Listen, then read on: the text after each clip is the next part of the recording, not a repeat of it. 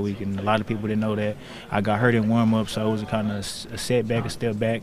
So now I just got to do is be available. It kind of was a red shirt year, but you don't get to pick those situations. Don't nobody just pick to be hurt, I never picked that for myself. I always wanted to go out there with guys like Terrion and, BB, just the type of intensity they bring and the type of team that we had. So I'm going to just take everything that I watch from them and learn from them and develop my game in the offseason and be a better person and be available.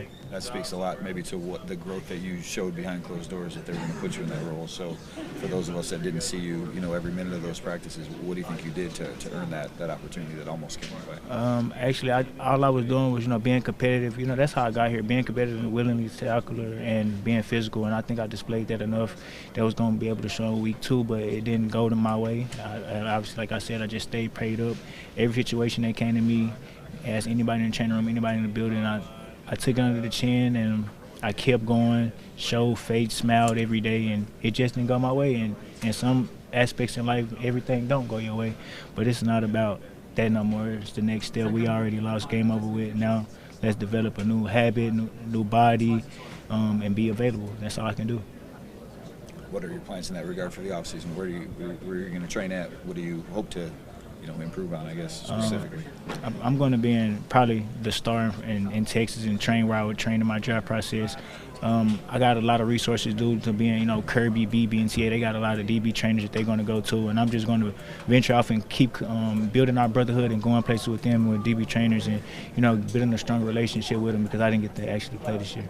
You feel like you're ready for a bigger role now? Obviously, I do. I seen everything I needed to see. I see what the NFL brings. The only thing I do is be a pro and get better.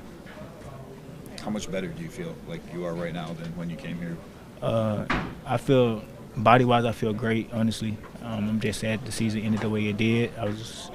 I came in hurt, with the sports hernia. I was already hurt. I came here, was limited. They did a great job with me in the training room. Got hurt again with my hamstring. They built my hamstring up all the way to where I felt great, and the season just didn't go our way, so I couldn't display it, but it's okay. We'll be back. If this is your last year with Aaron Glenn, I guess what are you going to take away from your one season with him? That his goal for the team was his goal for everybody. Like, it don't matter who he was, undrafted, first round pick, second round, in between. He always coached you the same. He loved you hard, and he just wanted what's best for you and the team. And I had a talk with him the other day.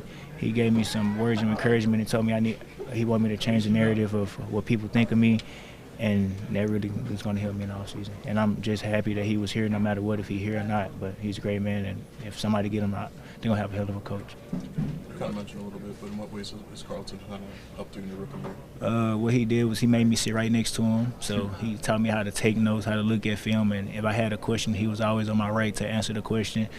Even though I was injured and stuff, probably was down a little bit, he came to me and told me, just keep going. This is the NFL. This is the business. We know you're not purposely getting hurt. It's just the way the business goes sometimes, and it's your rookie year. Everybody's rookie year different. Some people had the higher seat. Mine was a little bit on the lower seat, but he said this is a year-to-year business and day-to-day business. Just next year be better. Yeah. This is your first time going through it in the NFL, like this suddenness of the way it ended. I know it was not the way anyone sort of expected it. So what was today like? What was last night like for you? Last night to me, obviously I didn't go to the game I was watching, but what I did see was like my brothers, hurt. I can tell how they was after the game and just talking to them and how Coach Campbell hurt. You never want to see guys who really give their all for the game and who really put the city of, Detroit on their backs every day, even the state of Michigan on their backs every day, and come in and work nicked up, bruised up, and just give it their all. So that's how I feel about that.